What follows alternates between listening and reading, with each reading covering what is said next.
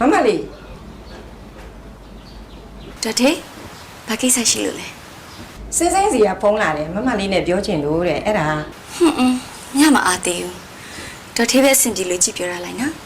အရေးကြီးလို့ထင်တယ်မမလေးနဲ့ပြောချင်လို့ပါတဲ့ခဏလောက်ဆင်းပြောလိုက်ပါလားယင် တထေကျမခုနကပြောလိုက်တာမကြောက်လား ဟုတ်ကဲ့ကြားပါတယ်ရှင် ကြားရင်လည်းပြီးရောကဲတော့နော် မမလေး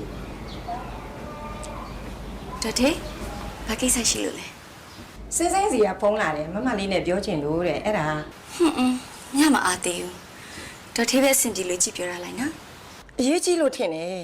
မမလေးနဲ့ပြောချင်လို့ပါတဲ့ခဏလောက်ဆင်းပြောလိုက်ပါလားယင် တထေကျမခုနကပြောလိုက်တာမကြောက်လား ဟုတ်ကဲ့ကြားပါတယ်ရှင် ကြားရင်လည်းပြီးရောကဲတော့နော် မမလေး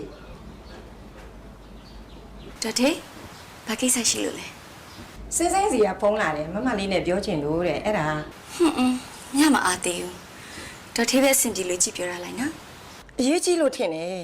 မမလေးနဲ့ပြောချင်လို့ပါတဲ့ခဏလောက်ဆင်းပြောလိုက်ပါလားယင် တထေကျမခုနကပြောလိုက်တာမကြောက်လား ဟုတ်ကဲ့ကြားပါတယ်ရှင် ကြားရင်လည်းပြီးရောကဲတော့